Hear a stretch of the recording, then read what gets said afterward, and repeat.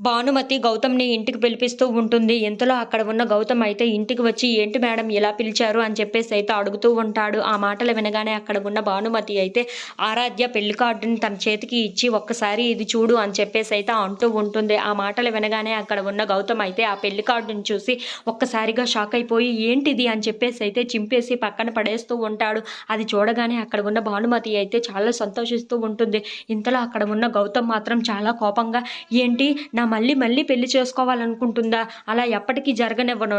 నా మళ్ళీ నాకే దక్కాలి. ఇంకెవ్వరికీ దక్కడానికి వీలు లేదు" అని చెప్పేసైతే అంటూ ఉంటాడు.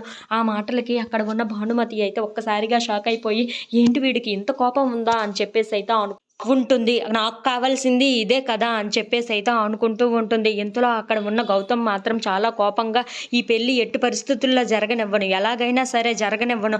మళ్ళీ నాది" అని చెప్పేసైతే అంటూ ఉంటాడు. ఆ మాటలు వినగానే అక్కడ ఉన్న భానుమతి అయితే, "నీదంటే నీది అవ్వదు కదా! నువ్వు ఏవైనా ఆధారాలు తెచ్చి చూపించు. అప్పుడు నీదని ఒప్పుకుంటారు ఎవరైనా. అలా అంతేగాని మళ్ళీ నాకే దక్కాలి, నాకే అవ్వాలి అనంటే అవ్వదు కదా!" అని చెప్పేసైతే అంటూ ఉంటుంది. ఆ మాటలు వినగానే అక్కడ ఉన్న గౌతమ్ అయితే, "సరే మేడం, నేను రేపటిలోపు ఎలాగైనా సరే ఆ ఆధారాలు తీసుకొని వచ్చి మీ ముందు పెడతాను. ఆ ఆధారాలు బట్టైనా మీరు నమ్ముతారు కదా!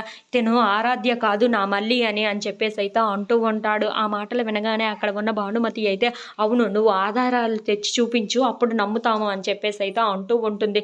ఇంతలో అక్కడ ఉన్న గౌతమ్ అయితే ఆధారాల కోసం వెళ్తూ ఉంటాడు. If you like this video please subscribe.